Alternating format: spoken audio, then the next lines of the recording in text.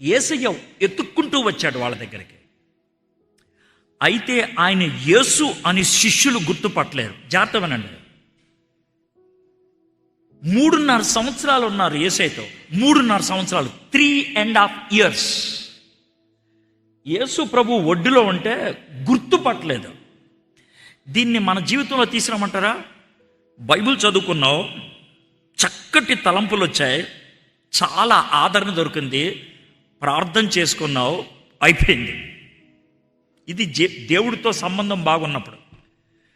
కొంతకాలం అయిన తర్వాత దూరం అయ్యావు, అదే ప్యాసేజ్ చదువుతున్నావు, ఏమి ఎక్కట్లా, ఏమి తలంపులు రావట్లా. ఎందుకు?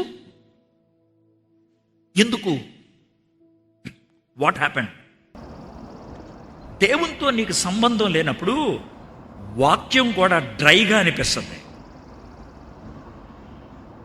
ఒకప్పుడు గంటలు గంటలు ప్రార్థన చేసి ఇంకా తృప్తి లేదన్నట్లు ఉండేది. ఇప్పుడు చాలా కుటుంబ ప్రార్థనలో జరిగే విషయం అని చెప్తాను.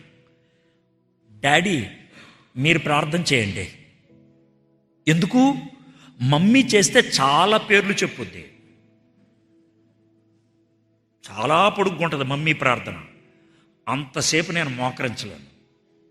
డాడీ అయితే బుల్లెట్ పాయింట్లు ఉంటాయి, టక్కటకా అయిపోతుంది. మమ్మీ అయితే అలా కాదు. పెద్ద బాబు వాడికి సహాయం చేయి అని ప్రార్థన చేయదు మమ్మీ. ప్రభువా పెద్ద బాబు సంగతి నీకు తెలుసు అని వాడి పుట్టుక దగ్గరికి వెళ్తుంది. వాడికి జబ్బు వచ్చినప్పుడు దేవుడు ఏం చేశాడో కూడా చెప్పుద్ది. ఇప్పుడు ఆడుకున్న సమస్య ఏంటో చెప్పుద్ది, ఏం జరిగితే బాగుంటుందో చెప్పుద్ది. ఎంత చెప్పుద్ది మమ్మీ, డాడీ చెప్పడం. అంటే దేవుడితో నీకు రిలేషన్ లేనప్పుడు దేవుణ్ణి ఎంజాయ్ చేయలేవు, దేవుణ్ణి రికగ్నైజ్ చేయలేవు. ఇదివరకు మీ పాస్టర్ గారి ప్రసంగం నీకు నచ్చింది, ఈరోజు అదే పాస్టర్ గారి ప్రసంగం నీకు నచ్చట్లా, డ్రైగా అనిపిస్తుంది. సార్ మీలాగా వాక్యం చెప్తే బాగుంటుంది సార్, మా అయ్యగారు అలా చెప్పట్లేదు సార్. సమస్య మీ అయ్యగారు కాదు, నీది. ఎందుకంటే దేవుడు గాడిదని కూడా వాడుకోగలిగేవాడు, మీ పాస్టర్ గారు గాడిది కంటే బెటరేగా.